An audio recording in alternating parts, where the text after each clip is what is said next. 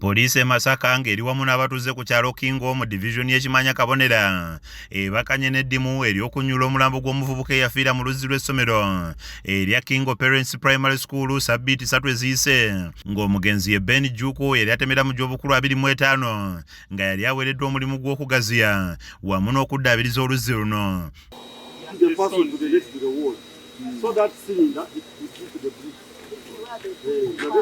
Nyina w'omugenzi Juko nga ye Betina Namuddo agamba nti yakoma okulaba ku mutabani we nga lumu omwezi guno bwe yali agenze okumutwalira ebikozesebwa n'eddagala nga yamutegeeza nti yali afunye akalimu ku ssomero lya Kingo Primary School wabula bakanda kuba simu ye nga takwata okutuusa lwe yafuna amawulire nti omwana we afiiridde mu Luzzi lw'essomero lino. N'agamba naye simanyi oba naasobola okukwataganya emirimu gino bantuse engulu eyo ku ssomero nga waliyo akalimu ke njagala okukwasaganya kuba kajja kuba kamangu naye saddamu kumulabako yadde n'essimu ye okuddamu okuvuga.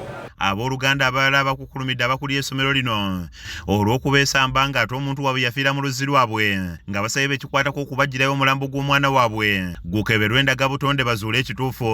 Naye bwe twazze ku poliisi ejjo ne batugamba nti tusooke tulindeko ate saabero tukomyewo okulaba batuganye nannyini essomero bagenda kujja twongereddewo naye nga twagala bwenkanya oba yafa kituufu tukkiriza nti yafa naye batuwumbire bwe tukuziike.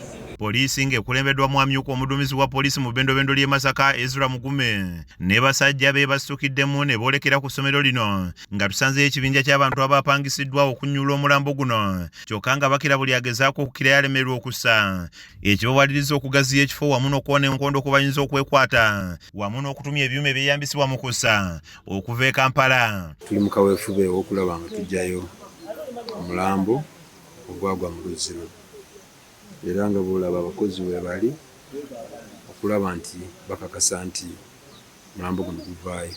Okusijeni gubadde naye aweddewo era kati balindawo okusijeni mulala ali mu kujja balabike nga bamaliriza omulimu gwe.